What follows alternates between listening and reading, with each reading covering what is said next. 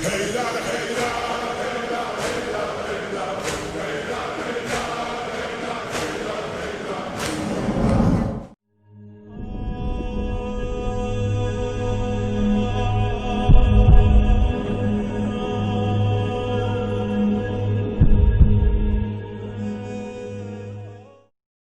باللہ السمیع العلیم من الشیطان الرجیم بسم اللہ الرحمن الرحیم وصلی اللہ علیہ یا ولی العصر ادرکنا۔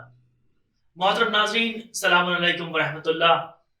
گریہ زہرا سلام اللہ علیہا بیت تطہیر پر حملہ، اعتراضات کے جوابات کی سیریز کے ایک اور ایپیسوڈ کے ساتھ آپ کے سامنے پھر حاضر ہوئے ہیں۔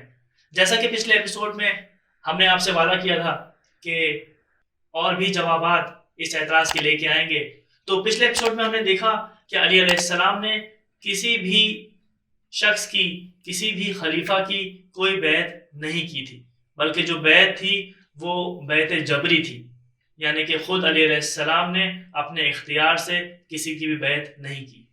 اور ہم نے یہ بھی دیکھا تھا کہ اتنے سارے جو مظالم ڈھائے گئے تھے، خصوصاً فاطمۃ الزہرا سلام اللہ علیہا پر، ان کی جو شہادت ہوئی، جناب محسن کی شہادت، اس کی ایک سب سے بڑی وجہ یہ خود بیعت تھی۔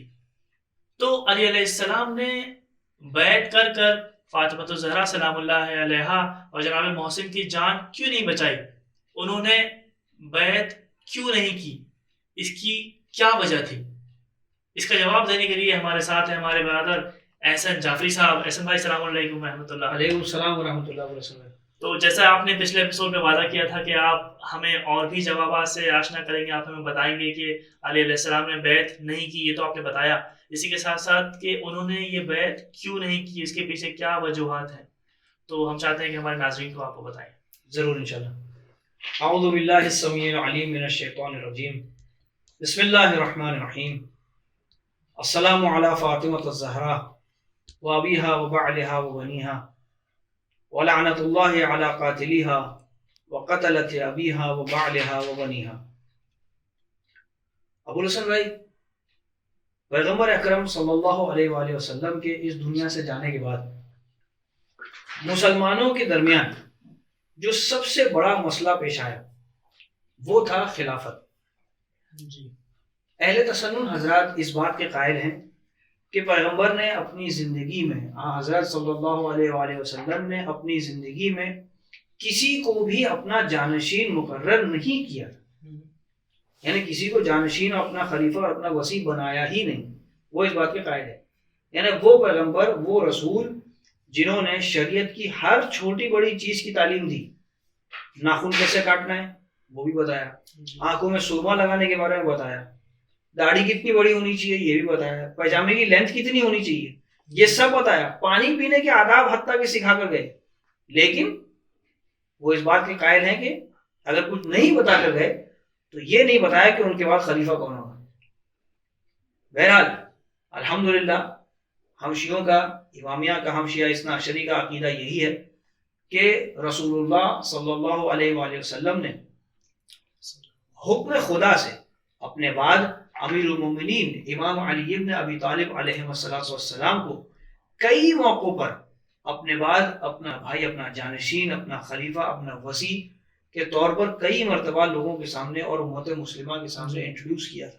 بلکہ ہم یوں کہہ سکتے ہیں کہ عشیر سے لے کے غدیر تک رسول خدا صلی اللہ علیہ وآلہ یہ مسلسل اعلان کرتے رہے کہ ان کا جانشین، ان کا خلیفہ کون ہوگا۔ بے شک، جیسے آپ نے کہا عشیر سے غدیر تک، اور غدیر سب سے بڑا اور سب سے عام لوگوں کے لیے جو واقعہ تھا کہ جس میں بالکل علل اعلان سب کے سامنے واضح طور پر علی علیہ السلام کی خلافت اور ان کی امامت کا اعلان ہوا، جب پیغمبر نے ان کا ہاتھ تھام کر انہیں لوگوں کے سامنے بلند کر کے یہ کہا کہ من کنت مولاه فهذا علی مولا، کہ جس کا میں مولا ہوں اس کے یہ علی مولا ہیں۔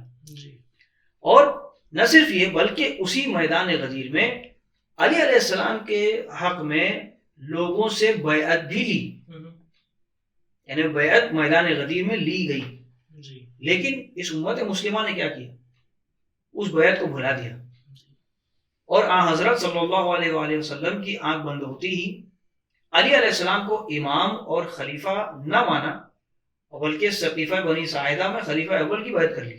یعنی کہ ہم یہ کہہ سکتے ہیں کہ یہ تمام حضرات نے بیعت کی تھی روز غدیر جو کہ بیعت اختیاری تھی، جی تو خود کی بیعت اختیاری کو بلا دیا اور علی کے بیعت جبری کو یاد رکھتے ہیں، اور آج بھی کہتے ہیں علی علیہ السلام نے جو ہے خلیفہ کی بیعت کی۔ بے شک، یعنی بالکل صحیح کہ انہوں نے خود جس اختیاری طور پر جو بیعت کی تھی غدیر میں اسے بھلا دیا، جی اور جو بیعت اجباری علی علیہ السلام کے حق میں یعنی علیہ السلام کے سلسلے میں پائی جاتی ہے اس کو جو ہے وہ بیعت اختیاری بتانے کی کوشش کرتے ہیں۔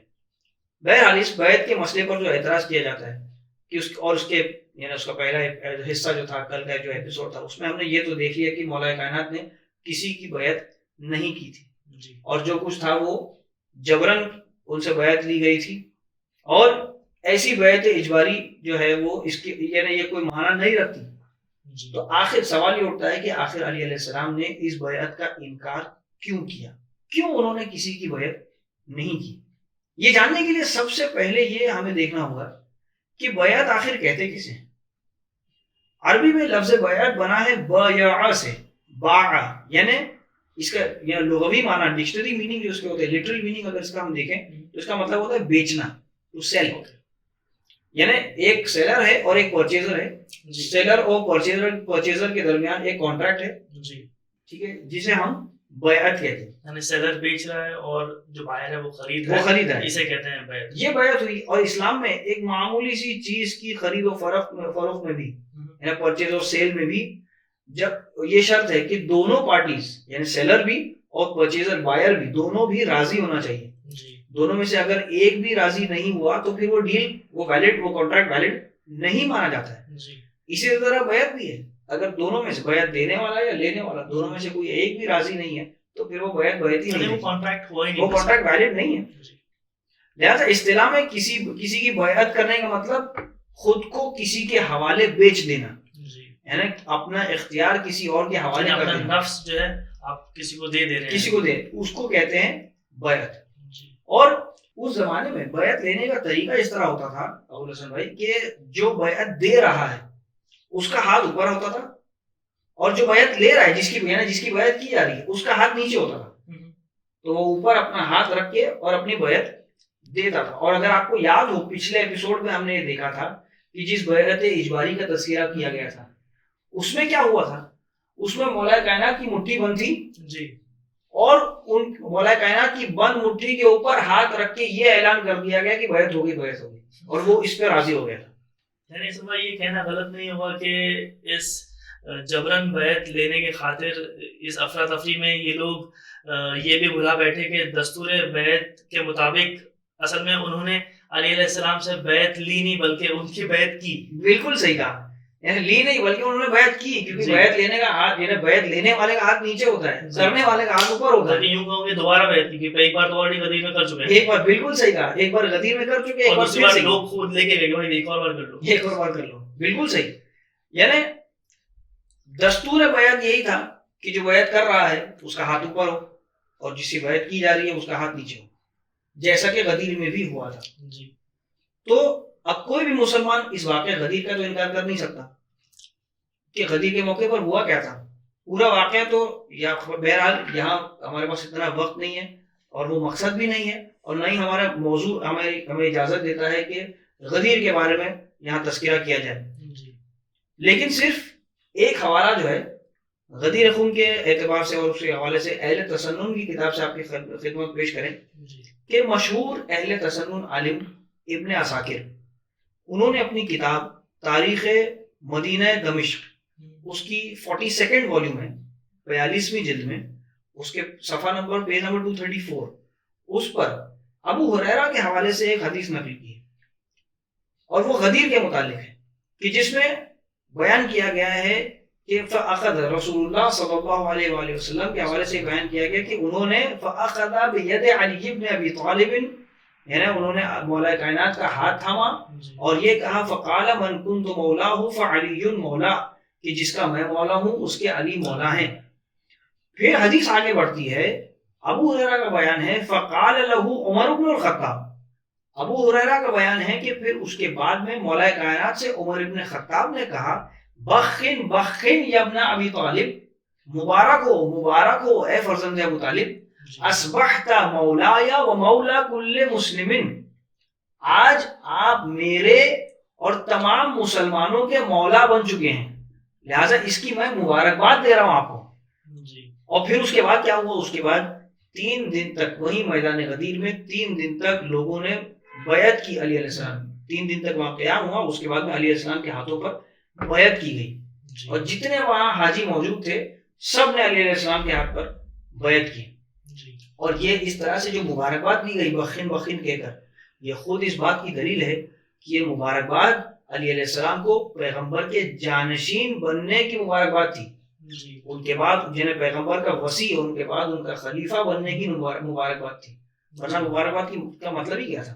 اور جب یہاں پر سارے لوگوں نے، سارے مسلمانوں نے علی علیہ السلام کے ہاتھ میں بیعت کر لی ہے، تو پھر دوبارہ یہ سوال کرنا کہ علی علیہ السلام نے بیعت کیوں نہیں کی، تو یہ سوال ہی غلط ہے. اور جیسا کہ کہا کہ اب وقت نہیں ہے ہمارے پاس کہ ہم غدیر کے سلسلے میں پوری داستان کے اندر، ہمارا تو باقاعدہ پورا ایک پوری ہم نے سیریز کی تھی احساسات غدیر، جو کہ آپ حضرات جا کے ہمارے چینل پر، ہمارے یوٹیوب چینل پہ آپ جا کے دیکھ سکتے ہیں. انشاءاللہ آپ کو بہت سارے اعتراضات اور ان کے تمام جوابات آپ کو وہاں سے مل جائیں گے انشاءاللہ. بے شک بہت اچھا کہ آپ نے کہ ناظرین کی جو ہے توجہ، اگر غدیر جو ہمارا اعتراضات غدیر جو ایپیسوڈ آئے تھے اس کی طرف اپنے ناظرین کی توجہ مبذول کی، اور ناظرین اسے دیکھ سکتے ہیں انشاءاللہ.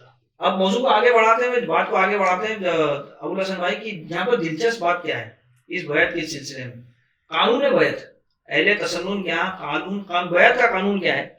اور یہ دیکھیے بہت ہی دلچسپ چیز ہے کہ اہل تسنن اس بات کے قائل ہیں کہ اگر 2 خلفاء کی بیعت کی گئی ہے تو ان میں سے جس کی بیعت پہلے کی گئی ہے وہ ویلڈ مانی جائے گی اور وہ خلیفہ مانا جائے گا، اور جو دوسرا جس کی بیعت بعد میں لی گئی اسے قتل کر دو، اسے قتل کر دیا جائے. جی ہاں، یہ میں آپ کے لیے حوالہ پیش کر دوں. یہ حوالہ ہے بیعت کرنے والے کا، جس کی بیعت کی جا رہی ہے، جس کی بیعت کی گئی ہے، جو دوسری جس کی بیعت کی گئی اس خلیفہ کو قتل کر دیا جائے. اس کا حوالہ ہے صحیح مسلم بک نمبر 33 حدیث نمبر 96. اس میں یہ جملہ ہے کہ اذا بویع لخلیفتین، اگر 2 خلفاء کی بیعت کی گئی، فقتلوا الاخر منہما، تو دوسرے کو قتل کر دو. یعنی کسے قتل کرنے کی بات کی جا رہی ہے؟ اس خلیفہ کو قتل کرنے کی بات کی جا رہی ہے جس کی بیعت بعد میں لی گئی. اب اگر اس قانون کے حساب سے دیکھیں تو غدیر میں جب علی علیہ السلام کی تو پہلے ہی بیعت کر لی گئی تھی، تو سب کو، تو اس سے بالکل واضح ہو جاتا ہے کہ کیونکہ علی علیہ السلام ان کی بیعت پہلے لی گئی تھی اور یہ پہلے خلیفہ تھے، تو اس سے بالکل چونکہ وہ پہلے ان کی بیعت لی گئی تھی، لہٰذا انہی کی خلافت کو ویلڈ مانا جائے گا. جی، ان کے بعد اگر کسی کی بھی بیعت لی گئی تو خود ان کے قانون کے اعتبار سے یہ ویلڈ نہیں، انویلڈ ہے، باطل ہے وہ. جی، اور یہی وجہ تھی، یہی سبب تھا کہ علی علیہ السلام نے کسی کی بیعت نہیں کی. خلافت و امامت امیر المومنین علیہ السلام کا حق ہے، ان کا حق تھا، اور خود علی علیہ السلام اپنے اس حق کو جانتے تھے. وہ جانتے تھے، وہ خود یہ مانتے تھے کہ یہ میرا حق ہے، کیونکہ نہ صرف رسول خدا صلی اللہ علیہ وآلہ وسلم نے حکم خدا سے امیر المومنین علیہ السلام کو تمام لوگوں کے سامنے اپنا جانشین مقرر کیا تھا، جانشین کے طور پر اعلان کیا تھا علی علیہ السلام کا، بلکہ بعد رسول تمام مسلمانوں، بلکہ تمام افراد میں، تمام لوگوں میں سب سے افضل علی علیہ السلام تھے. اور اس بات سے کوئی انکار نہیں کر سکتا، اس بات کا کوئی انکار نہیں کر سکتا، کیونکہ ابن عساکر مشہور اہل تسنن عالم، وہی جس کا حوالہ پہلے بھی دیا، وہی کتاب تاریخ مدینہ دمشق والیوم 42 جلد 42 میں، کیونکہ اس میں انہوں نے علی علیہ السلام کی سوانح حیات کا تذکرہ کیا ہے، یہ والیوم 42 میں. اس میں پیج نمبر 373 374 ان پیجز پر آپ کو یہ حدیثیں اس طرح کے اس مفہوم کی حدیثیں ملیں گی، اور یہ حدیثیں بھی پیغمبر کی حدیثیں ہیں، اور نقل کرنے والے بڑے بڑے اصحاب ہیں، اصحاب کرام کی، جس طرح کیسے اصحاب، جیسے کہ حضرت جناب حذیفہ یمانی، جناب حذیفہ یمانی جیسے اصحاب، جناب جابر ابن عبداللہ انصاری جیسے اصحاب، یعنی ان لوگوں نے پیغمبر کے حوالے سے یہ حدیث نقل کی ہے کہ علی خیر البشر من ابا فقط کفر، کہ علی سب سے افضل ہیں، جس نے بھی اس بات کا انکار کیا وہ کافر ہے. یہاں تو ایک دم واضح طور پہ کفر کا فتویٰ ہے اس شخص کے لیے، اور کس کا فتویٰ؟ خود پیغمبر کا فتویٰ ہے. پیغمبر اس شخص کو کافر کہہ رہے ہیں جو علی کو سب سے افضل نہ مانے. اور اگر علی علیہ السلام کی افضلیت کے بارے میں گفتگو شروع ہو گئی تو شاید یہ سیریز ہی کیا پوری زندگی کم پڑ جائے گی، کیونکہ ان کے فضائل کے سمندر میں انسان غوطے لگائے. بالکل صحیح. بہرحال اس کے علاوہ ایک اور حوالہ آپ کو دیتے ہیں علی علیہ السلام کی، جہاں تک افضلیت کا سوال ہے. اہل تسنن عالم ابن ابی الحدید معتزلی، انہوں نے اپنی کتاب شرح نہج البلاغہ کے مقدمے میں لکھا، پریفیس میں وہ یہ لکھتے ہیں الحمدللہ، اللہ کی تعریف کر رہے ہیں، قدم المفضول علی الافضل، تمام تعریفیں اس اللہ کے لیے ہیں جس نے مفضول کو یعنی انفیریئر کو افضل پر یعنی سپیریئر پر ترجیح دی، مقدم کیا، پریفرنس دیا، یعنی انفیریئر کو پریفرنس دیا جا رہا ہے سپیریئر پر. یہ تو بالکل عقل میں بیٹھتی ہی نہیں بات. یہ بات عقل کے خلاف ہے.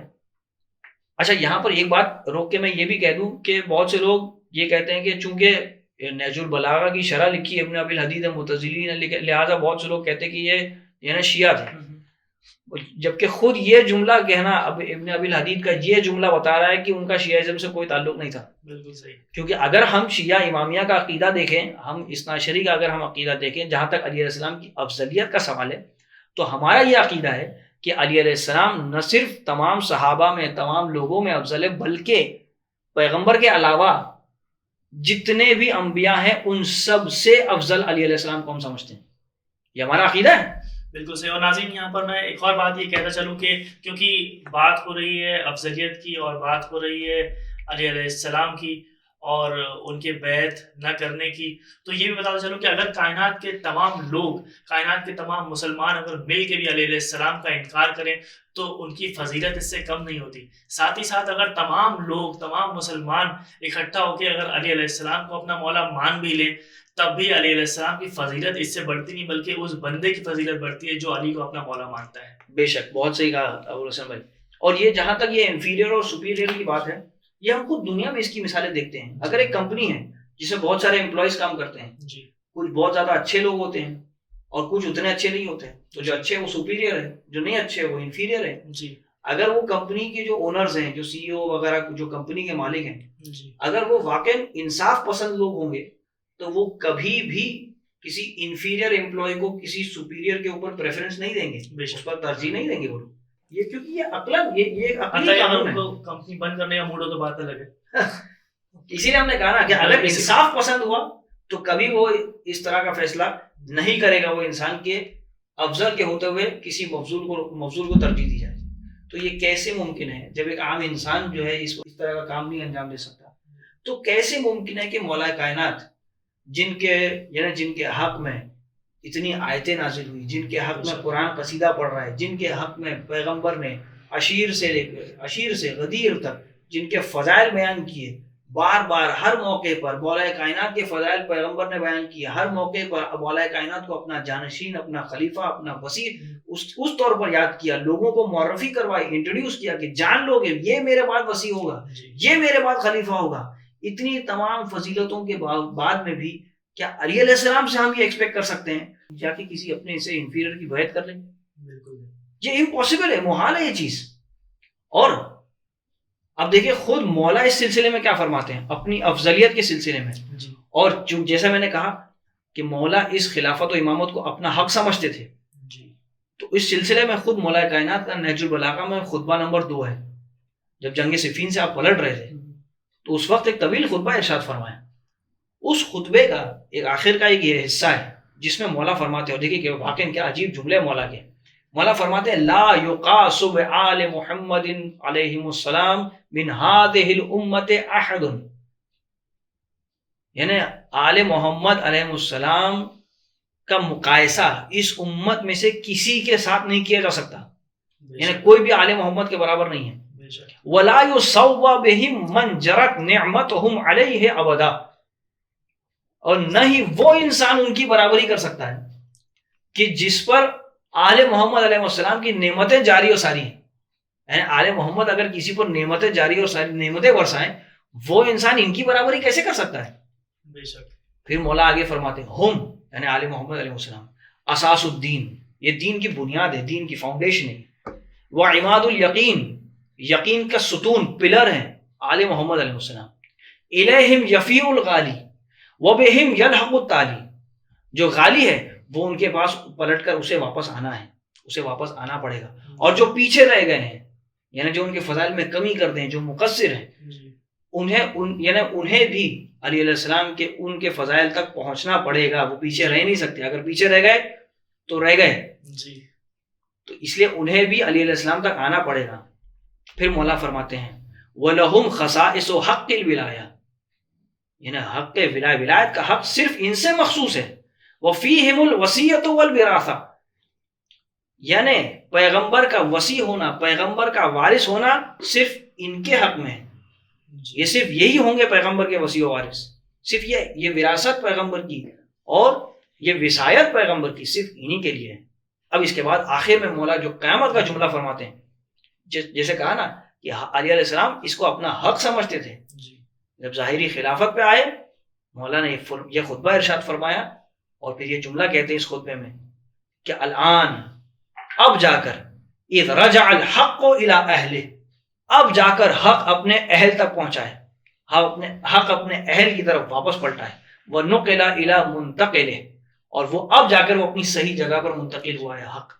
یعنی اب علی علیہ السلام جب ظاہری خلافت پر آ گئے، اس وقت علی علیہ السلام کہتے ہیں کہ اب حق اپنی صحیح جگہ پر آیا ہے. یعنی آخر میں صرف اتنا کہنا چاہوں گا ابوالحسن بھائی، میں اپنے تمام ناظرین کی خدمت میں صرف اتنی بات خلاصے کے طور پر پیش کرنا چاہوں گا کہ اگر علی علیہ السلام کے افضل ہوتے ہوئے وہ کسی اور کی بیعت کر لیتے تو اس کا کیا نتیجہ نکلتا ہے. اگر وہ کسی کی بیعت کرتے تو کیا نتیجہ نکلتا؟ سب سے پہلا یہ عقل کے خلاف تھا. دوسرا، علی علیہ السلام کو حکم خدا کے اعتبار، حکم خدا سے، اور غدیر میں امام علی علیہ السلام کو وحی الہی کے مطابق علی علیہ السلام کو مولا بنایا گیا. تو اگر علی علیہ السلام کسی اور کی بیعت کر لیتے تو وحی الہی اور حکم خدا کی مخالفت ہوتی. تیسری بات یہ کہ رسول اللہ صلی اللہ علیہ وآلہ وسلم کی مخالفت ہوتی، جنہوں نے میدان غدیر میں، اور نہ صرف غدیر میں بلکہ عشیر سے غدیر تک تمام لوگوں کے سامنے جن موقعوں پر بھی رسول اللہ نے علی علیہ السلام کو اپنا خلیفہ، اپنا جانشین کے طور پر بتایا تھا، تو یہ پیغمبر کی مخالفت ہوتی کہ ایک طرف پیغمبر نے علی علیہ السلام کو بتایا کہ یہ میرے بعد وصی ہے، یہ میرے بعد خلیفہ ہے، اور کئی مرتبہ بتایا، اور وہیں علی علیہ السلام اگر کسی اور کی بیعت کر لیتے تو یہ پیغمبر کی مخالفت ہوتی. اور آخر میں اگر علی علیہ السلام کسی اور کی بیعت کر لیتے تو اس کا مطلب یہ تھا کہ ان لوگوں کے ساتھ جا کر ہاتھ ملانا جن سے شہزادی حضرت صدیقہ طاہرہ فاطمہ زہرا سلام اللہ علیہا ناراض تھی. لہٰذا ابوالحسن بھائی، علی علیہ السلام کا کسی اور کی بیعت کرنا محال ہے. ہم تہ دل سے شکریہ ادا کرتے ہیں حسن بھائی آپ کا کہ آپ نے اپنا قیمتی وقت نکالا اور اتنے مشکل موضوع کے اتنے سارے جوابات کی ایک بہترین ذوالفقار ہمارے ناظرین کو دی، تاکہ وہ مخالفین کے اٹھنے والے تمام سوالات کے گردنوں کو اس ذوالفقار سے کاٹ سکیں. اسی کے ساتھ یہ ایپیسوڈ ہمارا یہی ختم ہوتا ہے. ناظرین، ہمیں امید ہے کہ آپ کو یہ ایپیسوڈز پسند آ رہے ہوں گے. اگر کوئی بھی اعتراض آپ کے ذہن میں آئے یا کوئی ایسی بات جو آپ پوچھنا چاہیں تو آپ ہمارے سوشل میڈیا ہینڈل پہ فوراً بھیج دیں. انشاءاللہ ہماری پوری کوشش رہے گی کہ ہم اس اعتراض کا، اس سوال کا جواب ان ایپیسوڈز کے ذریعے دیں. تب تک کے لیے خدا حافظ.